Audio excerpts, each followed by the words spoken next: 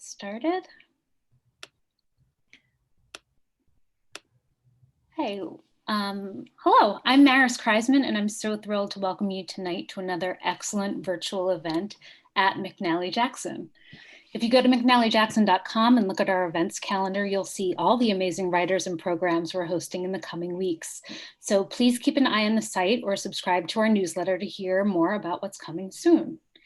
There will be time at the end of tonight's conversation for your questions, so start thinking about them now. You can put your Zoom questions into the Zoom chat at any time, and we'll get to them towards the end of the evening.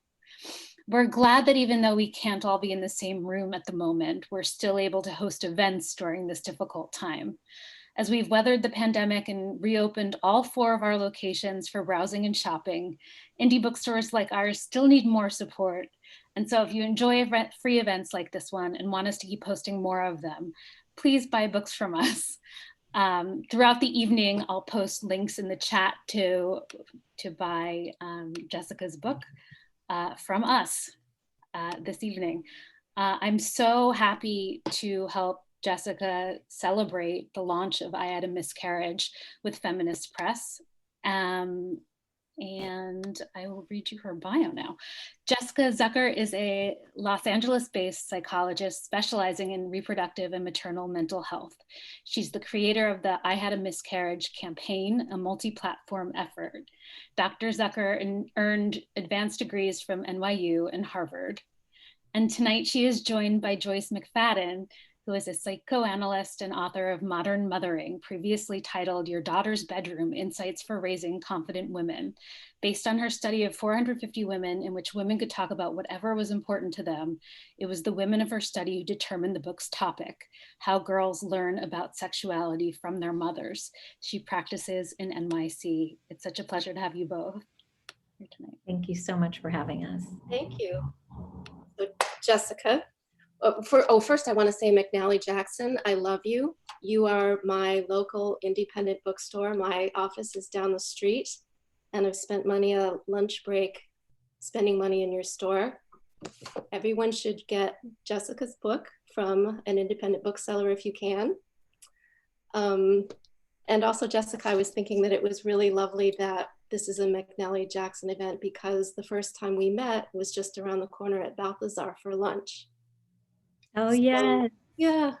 So for all of you, Jessica and I met in 2011 when my book had just come out, and she reached out to me and was so incredibly supportive and generous. And it makes me so happy, Jessica, that every person who reads your beautiful memoir, your transformational, bold, educative, honest memoir is going to benefit from the very same generosity and support. So all the readers are lucky. That means so much to me. Thank you so much. Yeah, so we went on to develop a friendship, even though you're in LA and I'm in New York. We have meals together whenever you're here. We refer to each other. We speak on the phone, and we've become dear friends. And I remember a couple years after we met, you called me and told me about your pregnancy loss. And I can remember like my heart falling into my stomach and feeling so powerless and being able to know how to help or how to be there for you. And you told this wrenching story of almost losing your life and being alone and having this happen at home. And just what an incredibly traumatic event it was, both physically and emotionally.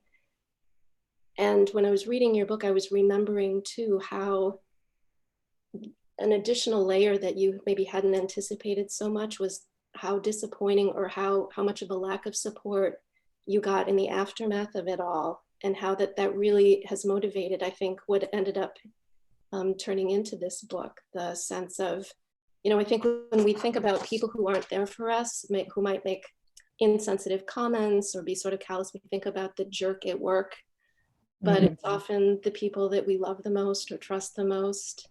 And I wanted to start by reading something that you wrote about what support looks like. Do you mind if I read it? Thank you. Okay. 84. And this is from a section in your book, which comes from the treatment room. So you're with a client when you're writing about this. You say, sometimes my words seem immediately absorbed, and I can watch via body language the relief envelop my patients. Other times, this mantra, as it were, is skimmed over or worse, outright rejected. And in those moments, I witness them clinging onto self-hating beliefs and gutting guilt, their bodies rigid with blame. I stay the course and I meet them where they are time and again as they process what they've experienced and people's reactions to it. This is what support looks like. This is what we all deserve, to be buoyed no matter where we are, to be heard, to be validated, to be nurtured, to be safe, to be steady. These are the ways of support. You are entitled to your feelings. They are yours and yours alone. It made me cry when I read it because it's hard to get that from people sometimes, even the people we love the most dearly. So I'd love to hear what you'd like to say about what that brings up for you now and this whole process for you. Sure. Thank you so much for reading that. What a lovely passage. And I'm choked up just remembering, that experience. So yeah, I mean, I don't know if you recall when I called you about losing the pregnancy, but I felt lambasted by so many stinging comments from loved ones, from dear friends, and strangers alike. And I knew, of course, because I knew a lot of these people, I knew they meant well. I knew how much they loved me, how much they cared about me and my life's trajectory. But it made me realize how inept we are in society around talking about these very common experiences. And so I think for me, I didn't realize how profoundly hurt I was and how intense this whole thing was until retrospect, right? So someone would say something to me like, I can't imagine living through what you went through. I don't know, how you can even think about getting pregnant again. Or people would comment on my body a lot, saying that I looked like I had never even been pregnant, things of this nature. And I was rendered silent. And so I think that we have to be a lot more compassionate when we think about what we want to say to people in the aftermath of loss. I think sometimes we rely on platitudes. It's a knee-jerk reaction to try to stave off these uncomfortable feelings, these uncomfortable topics. Right, it's too scary for people and they shut down. Yeah, I think grief in general in our society, people struggle with. But I think even more so when it comes to pregnancy and infant loss, it's so difficult for people to know what to say and what to do because they didn't feel that potential being in their body. They didn't connect to this potential person. So we rely on things like, at least you can get pregnant, or everything happens for a reason. Mm-hmm. God doesn't give you more than you can handle. And these comments land with a dull thud. Mm-hmm. And they leave women sort of running for the hills. And so you read about, well, we hear about this in our clinical practice, but also in the research. It's been found that a majority of women are feeling alienated, isolated, self-blaming, defeated, and really struggling with all of these things. And so the platitudes make it all the worse. I mean, it really contributes to these feelings. Mm-hmm. So I think if we could actually turn toward grief, turn toward our loved one, and simply ask, how are you doing? Kind of trying to be truly present with somebody in the immediate aftermath of their loss, so that we feel their presence and we feel like they can handle whatever it is that we're going to say. Mm-hmm. I think people feel a pressure because as hard as it is for someone to suffer, it's very difficult to watch someone you care for suffer and to feel so profoundly powerless. Mm-hmm. But I think the fear pulls us back so far that we don't even realize the small acts of kindness and compassion that we could do, like just holding someone's hand, right? Just these small acts of being present rather than feeling some urge to fix something, to really give people the space and the dignity to mourn the loss in whatever ways that they feel they should. And one of the things that your book is so amazing at is that, you know, even in the preface, you say all are welcome. There are women for whom the miscarriage is so early they don't even know it's happened. There are women for whom miscarriage or pregnancy loss is a relief. And then everything in between, all the way to the sort of grief that feels unsurvivable. And the way that you take your personal story in the book and give the space and the dignity that we're referring to now to the readers so that they can figure out for themselves what they need and be open to the kind of caring that could be given to them. And it's also very instructive for teaching people how to be there for people who are suffering. Yeah, I think in the immediate aftermath of my loss, I was so stunned. I wasn't sure how to respond or how to navigate my own grief. And so I think it's important that people understand that we can't necessarily be fully present or sort of have a presence of mind to know how to talk about what we've just been through if it, you know, was a traumatic experience and if it recently happened. So sometimes we have to process before we can really articulate what we feel about our loss. Right, you write about that beautifully. No. Right, What? even acknowledging, you write about that beautifully too, that grief itself is a process. Assimilating the idea of loss into what our lives are like from that moment forward is a process. And you write about the entire arc of it and how it just modulates from one awareness to another, to another, to another, as these things kind of bubble up, because grief by nature is, it's like there's a scrim between you and the world. You write about that too, where, and I've experienced grief myself, where it feels like that moment, and then those series of moments where you feel like your life is stalled and everyone else's lives around you are in motion. And it feels like a sort of existential threat almost. It really does, because it ends up making you somehow feel, I think once you become a statistic, it, for me anyway, it sort of punctured this denial, this hardy denial that I think I was walking through the world with, thinking, you know, that somehow something like this wouldn't happen to me. Not that I was impenetrable, but I think we can't think about all of the intense things that could happen to us over the course of our lives. We just live as if they won't until they do. And then, you know, we're rendered potentially a completely different kind of person. Mm-hmm. You also write about how that the incomprehensibility of absorbing what has happened when it's such a big event, how we sort of, especially as women who are trained to scrutinize our own behavior in order to try and stay safe, that to find, sorry, my phone, to find some piece of logical explanation for it.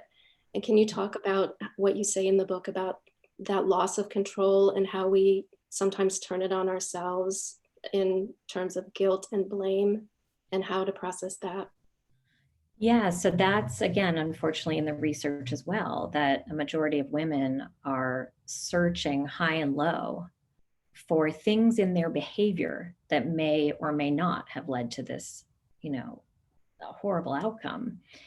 And so I think, you know, it's very tempting to, you know, look through all of the events leading up to the loss, because the hope there, I think, is that if they can identify something they did, be it I drank too much coffee. I shouldn't have worked out. I didn't drink enough water. I had sex. I had a sip of wine. All of these, details of the days and months leading up to this. I think that this idea of trying to pinpoint something they did wrong harnesses a sense of control, so that in the next pregnancy, if they go on to have another pregnancy, then they can say, okay, this time I won't do that. Mm-hmm. Right. And so the truth is, though, a majority of miscarriages happen because of chromosomal or genetic issues. Mm-hmm. And the science shows that it has nothing to do with these kinds of behaviors. But I think psychologically speaking, how do we survive without feeling a semblance of control?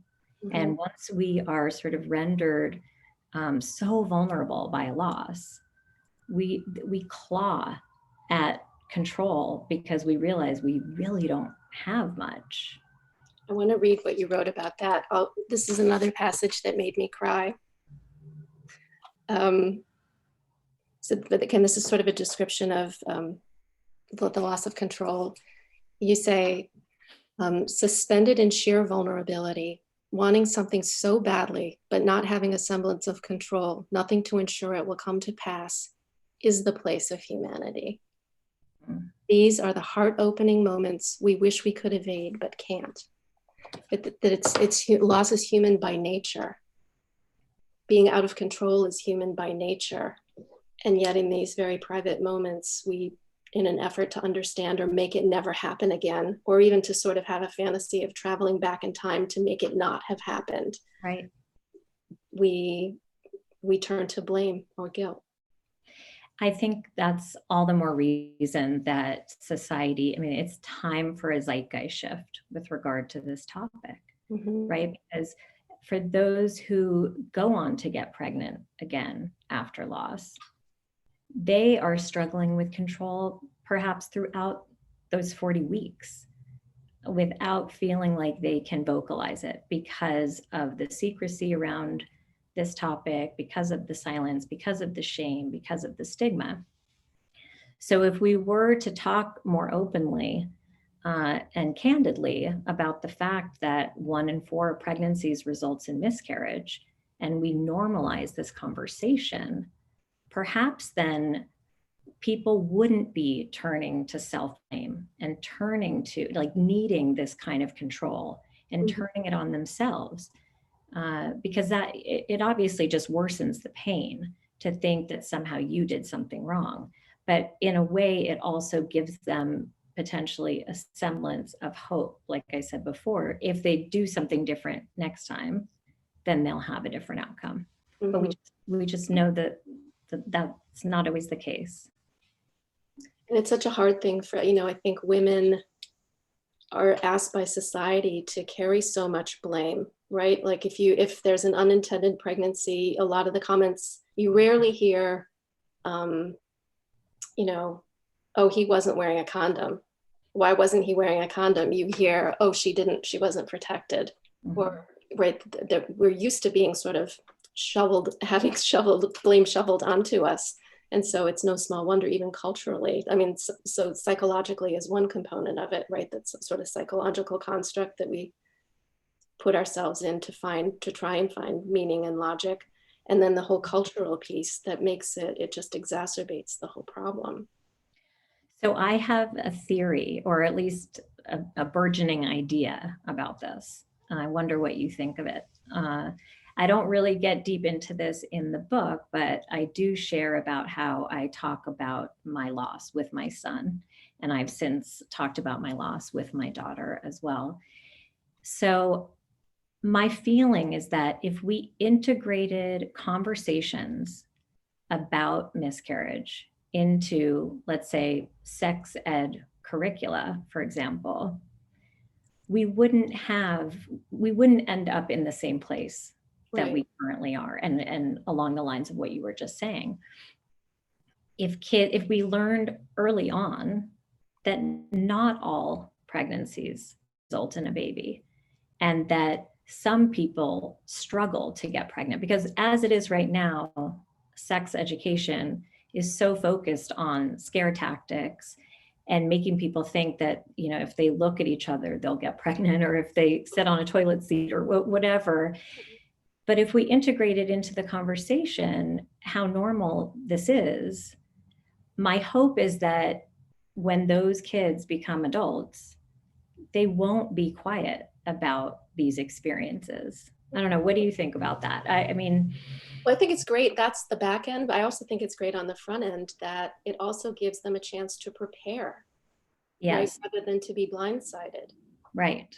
You know, as you were talking, I was thinking that I consult on sexuality at a girls' school in the city, and another girls' school heard about it, and they asked me if I wanted to do it at their school. And she said, it was someone was calling and inviting me to do this, and she said, we would really love you to come, but here's the thing, you really can't talk about sex with them. And I we want you to come and gaslight our girls, was sort of the message. Wow. And, right, you can't plan without information. You can't Exactly. mature without information. You need, and so I think your idea is great. People would feel not only more compassion and would build the possibility of loss into things, they would be able to prepare for less heartbreak, which is sort of what the blame is trying to do on the back end as it stands now. So it would really reduce the blame in the ways that you're hoping for. Right. So instead of using these scare tactics, we could just actually use true information. Yeah. And then, you know, yeah, people wouldn't feel sideswiped by having a miscarriage or by talking about it openly afterward. Mm-hmm. I'm also thinking, as you're talking, how even within this conversation, we can see how grief lives with us forever. And how what you might have felt that day, the day of the pregnancy loss, is different from how you felt when you noticed that people weren't, you know, really being supportive in the ways that you needed, to then like having conversations with your children about it in the future. Exactly. How each time it takes on a different layer.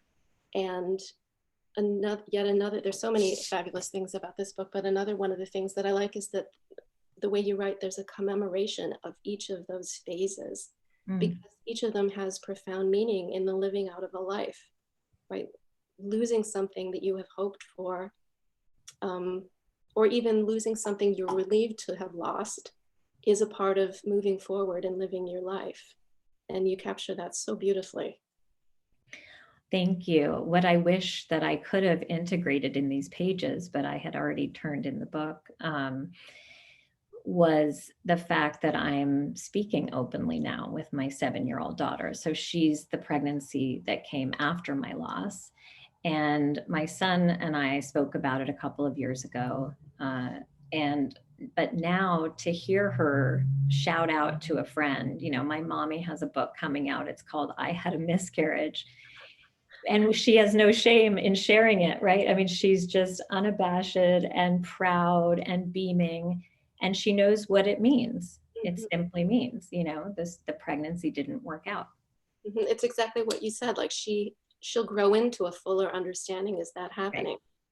When it took me 10 years to get pregnant, and I did so many IVFs, and it was so, every menstruation that came felt like hope was rinsing out of my body. We ended up using a donor finally, and I have a donor egg baby.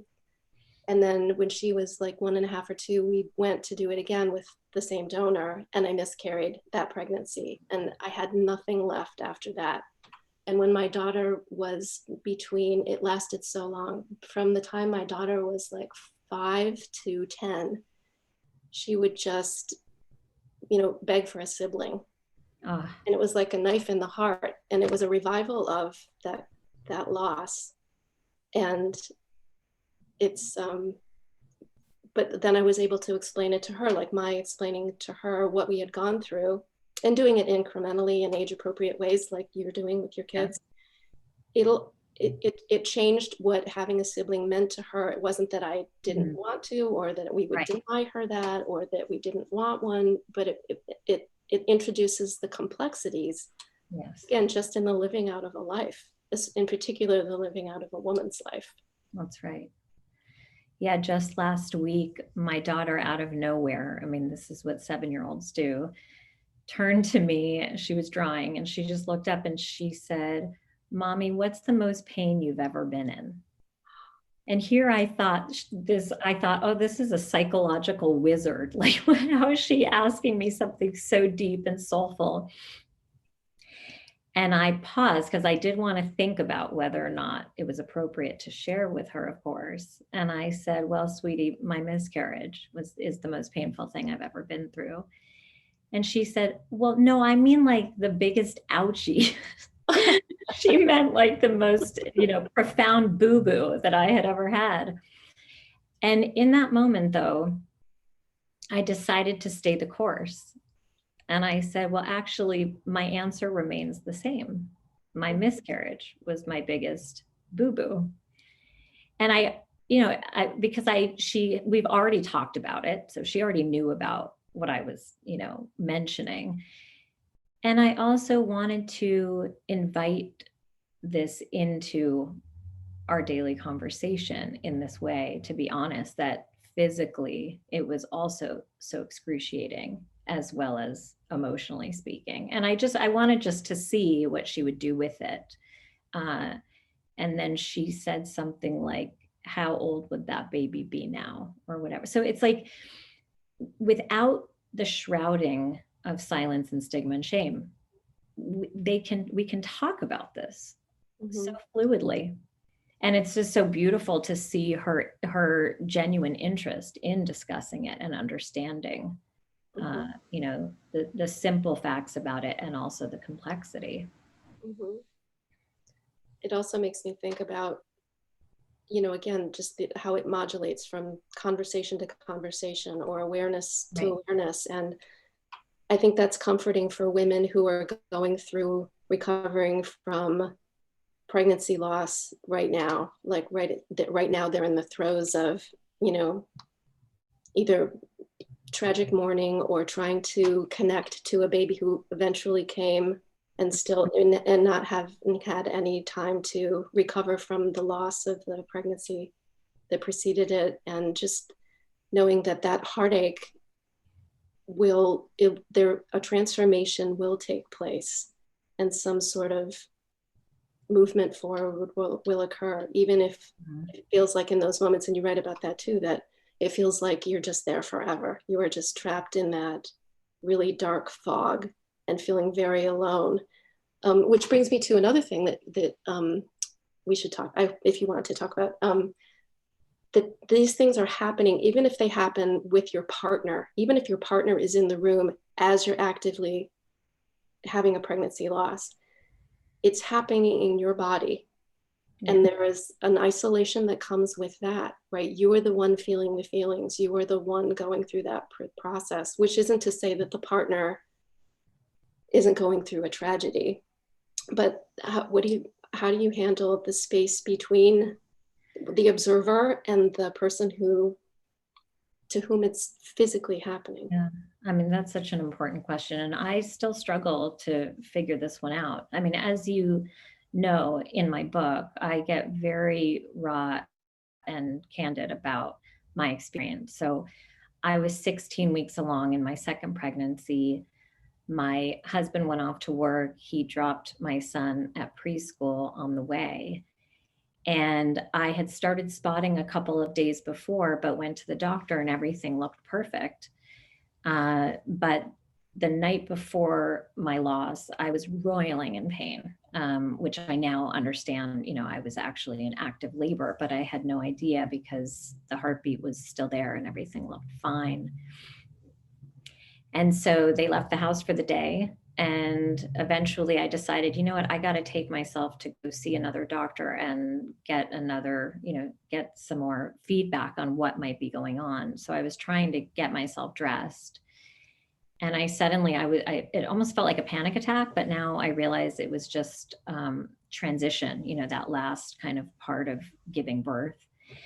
So I went to the bathroom to kind of calm down and catch my breath. And that's when the baby fell out. So I had to, I got in touch with my doctor straight away, and she walked me through how to cut the umbilical cord.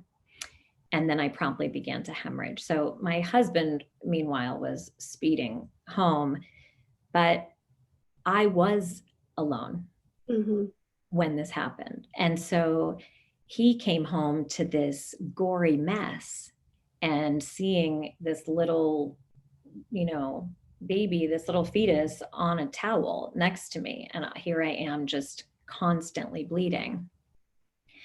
So I think what happened in the context of my relationship was his fear was so enormous that it sort of made him go numb, or made him go mute, I should say, maybe both.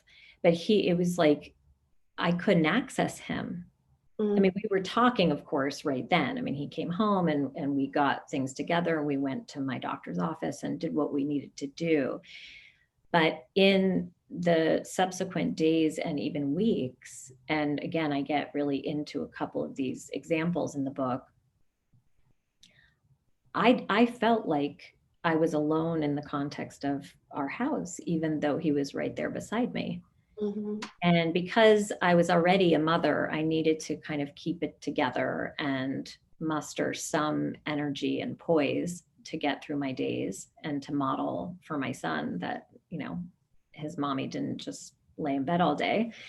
But it wasn't until my husband and I ended up having a really much needed, long overdue conversation about his fear that day. I mean, he thought that he might lose me too. I mean, and he could have. I think that's what, when he walked upstairs and saw me there, that was his first thought. I'm going to lose my wife. I just lost this baby, and my son is not going to have a mother.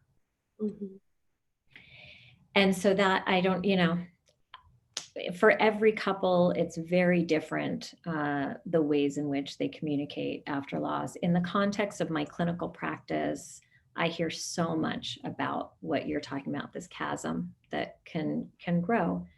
And it's not a lack of love or care or compassion or empathy. It's, I think, simply the fact that this is happening in the context of our own bodies. And so it's just such a different, corporeal, it's a lived experience in such a different way. We have probably just a couple minutes left. Did you want to go over, because there might be some women watching who are interested in, like, what are the best things to say, and what are the things to try to not say? To your partner, or to a friend that's had a loss? To a friend or your partner. Well, I think, to your partner, if you're not the one that had the loss. Yeah. So, I mean, I think that words matter, obviously. And I think the simpler, the better. I think what we want to do is convey love, and we want to convey consistency.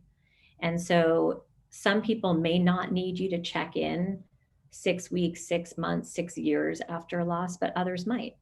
So a lot of my patients who have had stillbirths or terminated pregnancies late in the pregnancy for medical reasons, or lost infants, it doesn't feel good when people acknowledge it for about a week and then get back to the business of life, because theirs has stopped, right? And we're all busy, and we have a million things. It doesn't even get resumed in the same way. Say that again. It stopped, and it doesn't even get resumed in the same way, because when you move forward, the loss is also with you. It's looming. And even if you do go on, of course, to have a healthy pregnancy, it still lives, in your sphere. Babies don't replace babies. And so I think the best thing we can say to people is, I am here for you. I'm so sorry for what you've been through. If you want to talk about this, I want to listen. Just asking, how are you? And doing a good job, I think, of checking in over time. The consistency matters, because so many people in my practice tell me how forgotten they feel, and how much they feel like so expected to be over it quickly. And there's no need to rush grief. We can't. We're not in charge of grief. It does its own thing, and we just have to ride it. Mm-hmm. But what I try to remember myself and what I try to convey to patients is like, no one feeling lasts forever. So you're not going to feel this way forever, but we can't predict how long it'll last. Mm-hmm.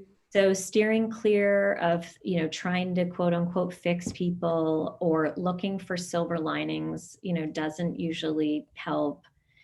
And all of the phrases that begin with "at least" should be left at the door. And, I think invoking God and religiosity is something to be careful around, unless you know that the person has similar beliefs as you. But to put your own set of beliefs onto somebody else can be incredibly intrusive and off-putting and even damaging for the relationship. Mm-hmm. Yeah.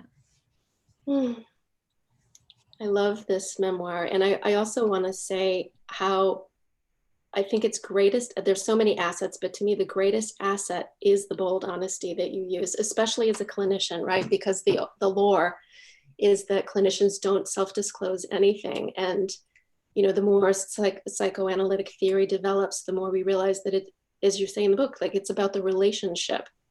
Yes. Right? It's not that you're a neutral screen. And to have this out as a woman, but in addition to be even brave enough to put it out as a psychologist, I think is to be applauded, because how can we prepare for our lives? How can we recover from things that happen to us if we feel so alone, as if these things have never been experienced, or if we just hear like the most surface announcement about something sad that happened to someone? That's you really, right. You say what happened to you in great detail. And I think it will embolden other women to be able to normalize the things that do happen, right? And to not be afraid to talk about them because they're shocking or they're gory, as you said, or you're afraid of scaring someone off, because at its most important, it's honest. It's what happened, right? You're observing a reality. Yeah, and I think it models for other people that therapists, of course, are human and that we have our traumas too. They think that we're perfect and impenetrable. No, but I do think that some people want to think of their therapists as, flawless, or at least not being tainted by similar experiences. So it did scare a lot of my patients that I went through this. And I get into that in the book, how we sort of navigated our way through it all. Mm-hmm. And how that's done individual by individual, taking into consideration all the theory that you know. That's right. Mm. Jessica and Joyce, thank you so much for this really illuminated conversation. Just a reminder to all of you watching that if you have questions, you can type them into the chat on the right side of the screen. In the meantime, if you'll humor me, Jessica and Joyce, I feel like I have seen more and more honest and graphic, actually, depictions of miscarriages in pop culture lately. I'm wondering if there's a particular example you'd like to speak to, or and how that helps in normalizing the experience. Well, yeah, I'm glad you brought that up. Yeah, I mean, I think with the case with Chrissy Teigen, I was so impressed with her candidness and just how forthcoming she was about the journey of losing the pregnancy. She was taking photos of herself in the hospital leading up to it. And she shared, the picture of her son, Jack, with her audience. And I think women who have lost pregnancies and infants appreciated this beyond measure. And so when people in the spotlight, political figures, celebrities, get real about their lives and talk about difficult things like this, it really inspires others to do the same, or at least it makes them feel less isolated and more normalized because they're seeing, you know, these famous people going through things that they just think only happen to them. No questions? You sure? I see something in the chat here, but I don't know. Oh, okay, maybe not. I don't know how to do that, but. Well, then before we end this event, Jessica and Joyce, is there any last thing you want to leave us with? Sentiment? It's all yours, Jess.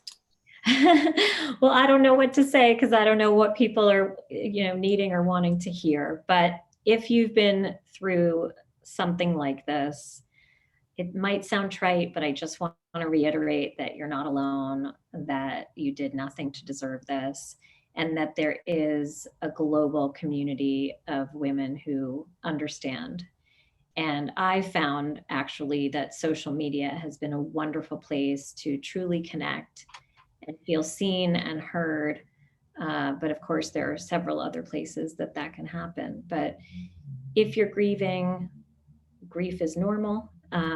If your grief continues and you want a place to talk about it, and I'm not just saying this because I'm a therapist myself, but turning to therapy can be very meaningful and helpful. And I think it's just important that we don't feel forced to shove our grief and our losses underground just to quote unquote move on or move forward. And there doesn't have to be such a thing. We don't have to kind of embody who we were previously. That may not even be possible.